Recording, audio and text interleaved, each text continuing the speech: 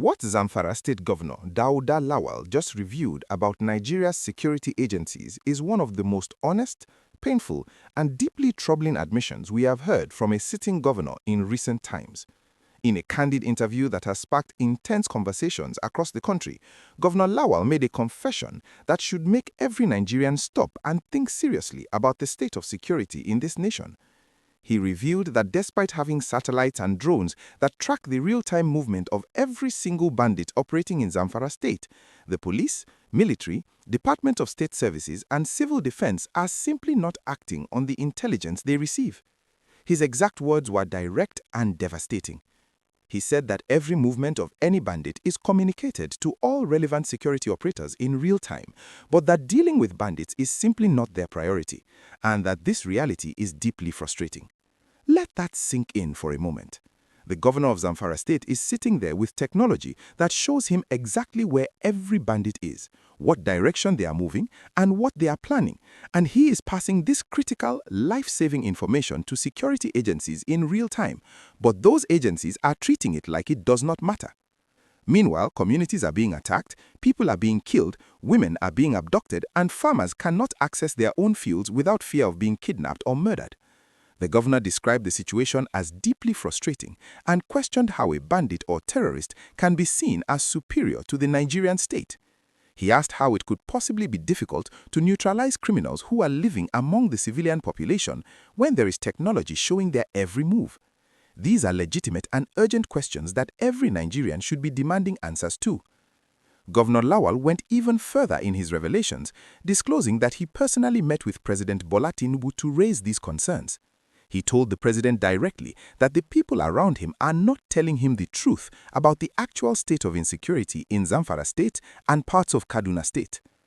This is an extraordinary statement from a governor who is essentially accusing federal officials of concealing the severity of the security crisis from the president himself.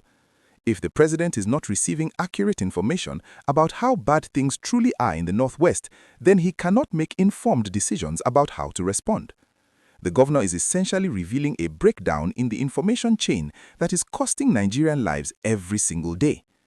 If you are as troubled by this story as we are, please take a moment to hit that like button and subscribe to our channel, because this is a conversation that Nigeria desperately needs to have, and we will continue to bring you all the updates as this situation develops.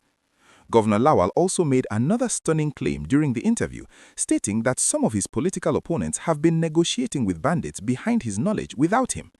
He said that at a point, he had to come out and say it clearly, because while he was trying to address the security situation, someone somewhere was cutting deals with the very criminals terrorizing his people.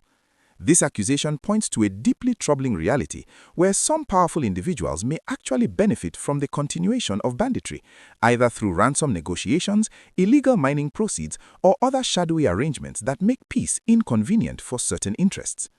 The governor also revealed something that speaks to the desperate measures Zamfara state has been forced to take. Because the police and military are not responding adequately to the intelligence being provided, Governor Lawal established the Community Protection Guards, a state-funded security outfit that can respond more quickly to threats without waiting for orders from Abuja. He also brought in 2,000 hunters from Borno and Yobe states who have experienced tracking and confronting armed groups in difficult terrain. The state government also shared 150 patrol vehicles among the police, army, DSS, and civil defense in an attempt to equip them better and remove the excuse of lacking mobility. Despite all of this investment and support, Governor Lawal says he still cannot order security operatives to act because they only take instructions from the federal government in Abuja, not from him as the state governor.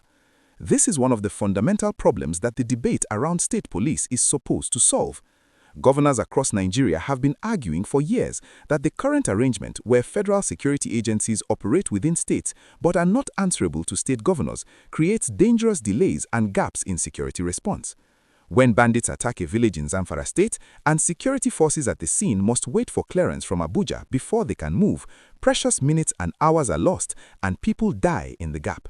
Governor Lawal captured this heartbreak perfectly when he said that he frequently sheds tears for his people because he can see the problem clearly but cannot order the security agencies to act in time.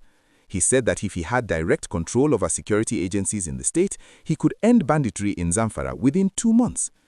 Make sure you are subscribed to this channel and have your notifications turned on, because we will be following this story closely and bringing you updates as to whether the federal government responds to Governor Lawal's very public alarm.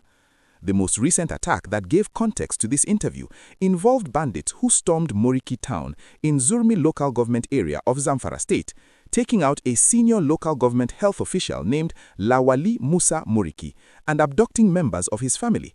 Residents of that community had reportedly sent distress calls both before and during the invasion, but security agencies failed to prevent the attack. This devastating pattern of warning, inaction, and tragedy is exactly what Governor Lawal is describing when he says that intelligence is being provided in real time but is not being treated as a priority. The governor's frustration is completely understandable, but the question that Nigerians are asking is what it will take for those who hold the power to actually act before more innocent lives are lost.